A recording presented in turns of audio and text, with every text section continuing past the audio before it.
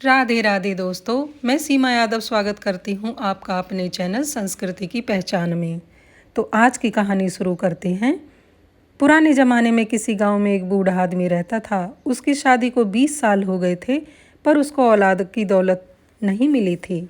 भगवान की कृपा से एक दिन बूढ़े की स्त्री ने उसको खुशखबरी दी कि उसका पाँव भारी है। अब बूढ़े की खुशी का तो ठिकाना ना रहा। नई नई चीज़ें खाने का बूढ़े की स्त्री का जी चाहता था। बूढ़ा भी अपनी विसात के मुताबिक उसे खाने की चीज़ें लाकर देता था। एक रोज़ बूढ़े की बीवी ने खट्टे मीठे बेर खाने की इच्छा जाहिर की। गर्मी के मौसम में भला बेर कहाँ से मिलते हैं। फिर भी बूढ़ा आदमी बेर की तलाश में जंगल में इधर उधर भटकने लगा। एक दिन जंगल में इधर उधर बेर तलाशते हुए वह एक तालाब के किनारे पहुंचा तो एक बेर की झाड़ी उसे नजर आई। बूढ़े की खुशी का तो जैसे ठिकाना ना रहा। वह दोनों हाथों से बेर इकट्ठे करने लगा। अभी झोली भर बेर ही तोड़े थे कि एक आदमखोर मगरमच्छ ने अपना बड़ा सा मुंह पानी से बाहर निकाला और जोर से सांस खींची।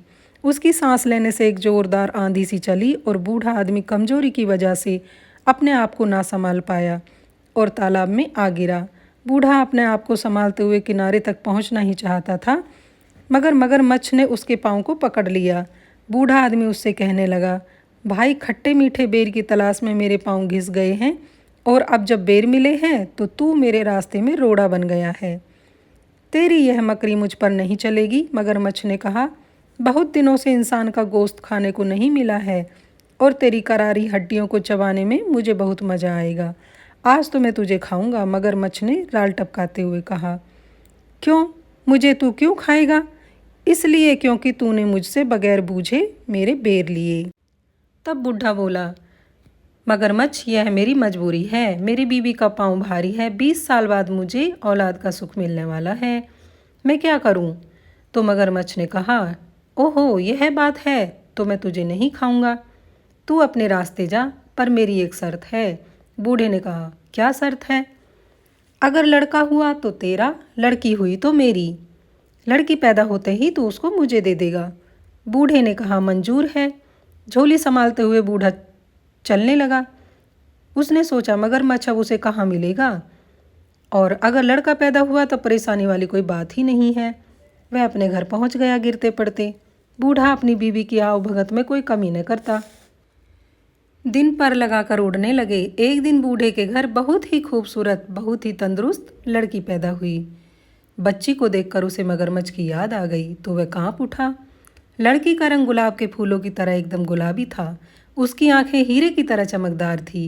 वह परियों की तरह हसीन और मासूम थी। ऐसी मिन्नतों और मुरादों से पैदा हुई बेटी को वह मगरमच्छ के पेट में कैसे जाने दे। सोचकर बूढ़ा दुख से कांपने लगा। उसने सोचा वह कभी तालाब के किनारे नहीं जाएगा। बारिश का मौसम आया। नदी में बाढ़ आ गई, तालाब में भी बाढ़ आई। मगरमच्छ पानी से बहकर तालाब के किनारे से खेत में आ गया। अब उसे आसानी से शिकार मिलने लग गए। एक दिन बूढ़ा खेत से सब्जी तोड़कर ला रहा था। रास्ते में उसे मगरमच्छ ने रोक लिया और सवाल करने लगा, क्यों बे बूढ़े, मुझसे छुपता क्यों है? तो मुझसे छुपकर कहाँ भागेगा? सीधी तरह बता दे, तेरे यहाँ लड़की पैदा हुई या लड़का? बूढ़े ने सहमी आवाज में कहा, लड़की हुई है। तो फिर वह तो मेरी है। मेरी अमानत को तू अपने पास क्यों रखे हुए है? तो बूढ़े ने कहा, इतनी छोटी सी बच्ची मैं तुझे कैसे दे दूँ? 14 साल पहले तूने मुझसे वादा किया था। अब वह बच्ची नहीं है। तू बाप की नज़र से देखता है, वह बूढ़ी भी हो जाएगी तो वह तुझे बच्ची ही नजर आएगी। वादे में खयानत नहीं करना। वह मेरी बेटी है, अपना खून मैं तुझे कैसे दे दूँ? बूढ़े ने सवाल किया। लोग क्या कहेंगे? तो मगरमच्छ ने कहा, वह मैं नहीं जानता। नहीं तो मैं तेरे पूरे परिवार को खा जाऊंगा। या तो तू मुझे अपनी बेटी दे दे या मैं तेरा पूरा खानदान तबाह कर दूंगा। मगरमच्छ ने गुस्से से चिल्लाकर कहा, नहीं नहीं, तू मेरे खानदान को मत खाना। मैं चाहता हूँ मेरी बेटी को इस बात का पता न चले, नहीं तो उसका दिल टूट जाएगा। बूढ़ा कहते कहते रोने लगा। तू क्या चाहता है? मगरमच्छ ने कहा, मेरी बेटी को कमल के फूल बहुत पसंद हैं। तू अपनी पीठ पर कमल का फूल खिलाकर तालाब के अंदर पानी में बैठे रहना। जब लड़की खुशी से उसे लेने जाए तो तू उसे ले जाना। मगरमच्छ को ये तरकीब पसंद आई। दूसरे दिन बूढ़े ने अपनी बीवी को बताया तो लड़की की माँ परेशान हो गई। वह अपने आप को कोस रही थी कि क्यों उसने बेर खाने की ख्वाहिश की। आज उसकी बेटी मौत के मुंह में जा रही है उसकी वजह से। भगवान उसे मौत क्यों नहीं दे देता। हाय हाय मगरमच्छ, तू मर क्यों नहीं जाता। वह अपने मन ही मन में उसको कोसने लगी। उसका दिल रो रहा था। पूरे खानदान की बलि भी तो नहीं दे सकते थे एक लड़की की वजह से।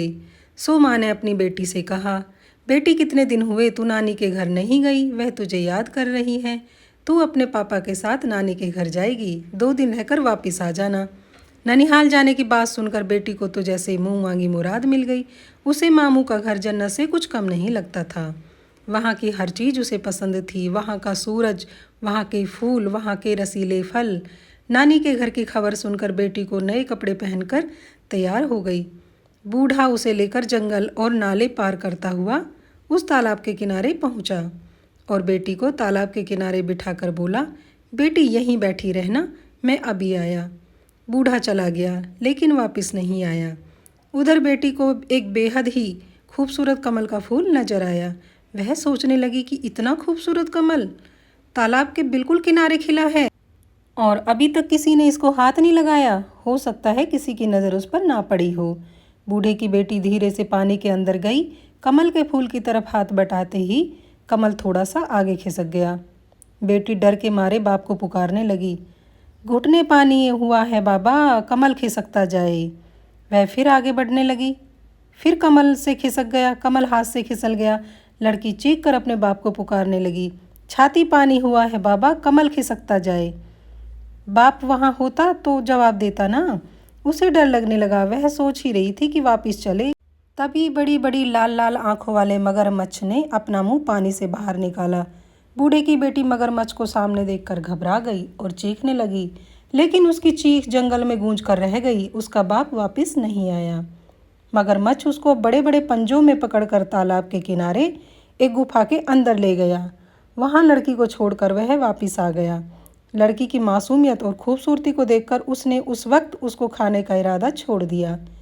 राहगीर जो तालाब में नहाने या पानी पीने आते थे, उन्हें वह मारकर पेट भर खाता और उसी आदमी के पास जो सामान होता उसे लाकर उस लड़की को देता।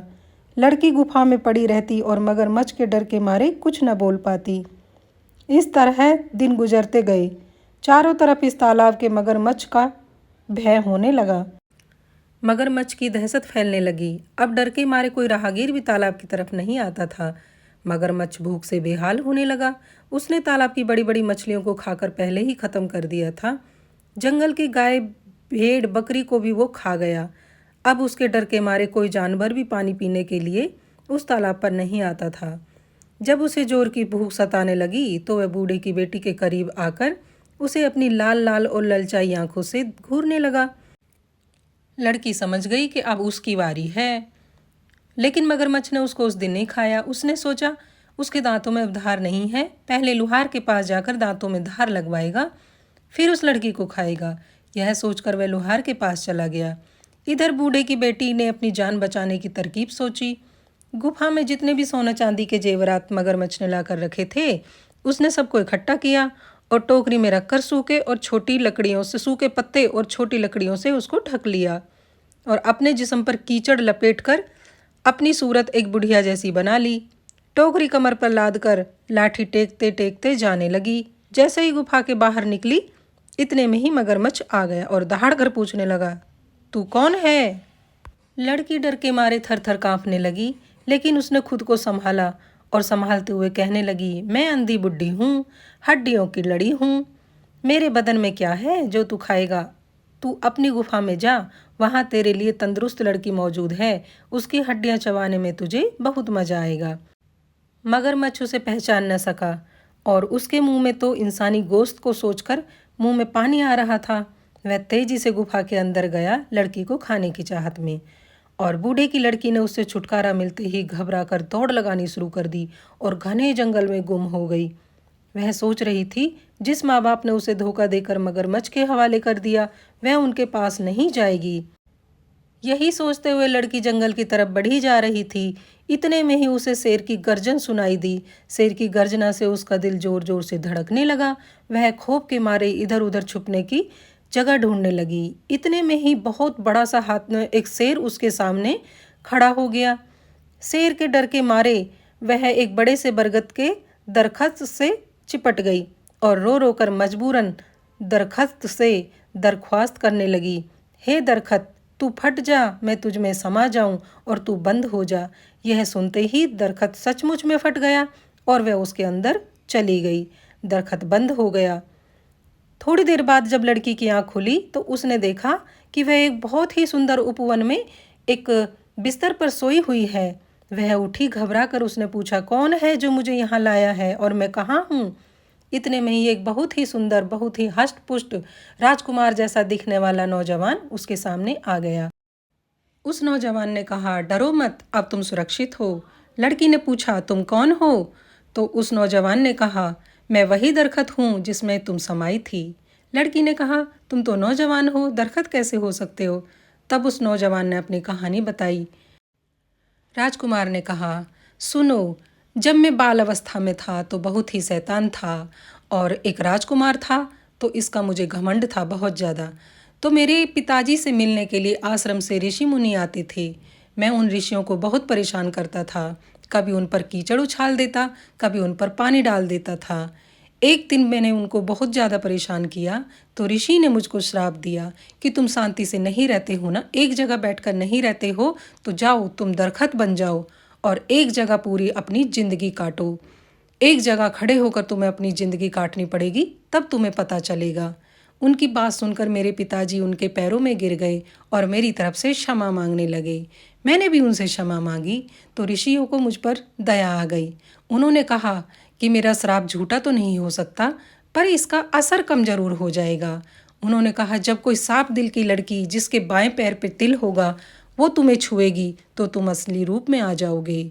तब से मैं एक साफ दिल लड़की जिसके पैर में तिल हो उसकी राह देख रहा था और तुम्हारे छूते ही मैं अपने असली रूप में आ गया। मेरा श्राप टूट गया।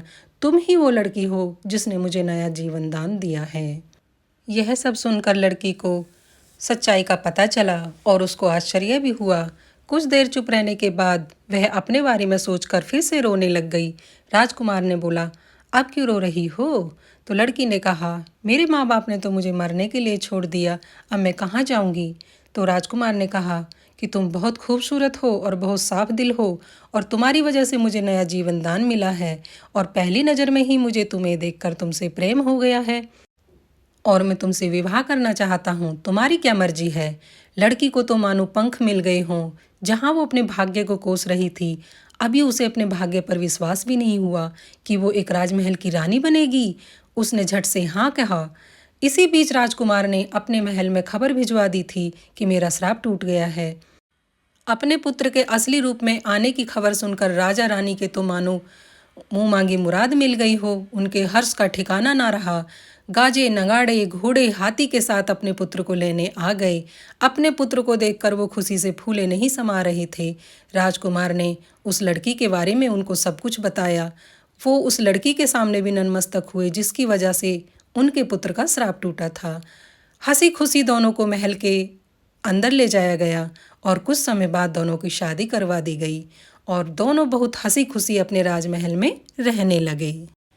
तो दोस्तों, ये थी एक गरीब लड़की की कहानी जिसकी एक क्षण में किस्मत कैसे बदल जाती है और वो एक रानी बन जाती है। तो कैसी लगी आज की कहानी? कमेंट बॉक्स में कमेंट करके हमें ज़रूर बताइए। तो फिर एक मनमोहक कहानी के साथ मैं आपके सामने उपस्थित होंगी। तब तक के लिए हमें विदा दें। राधे राधे।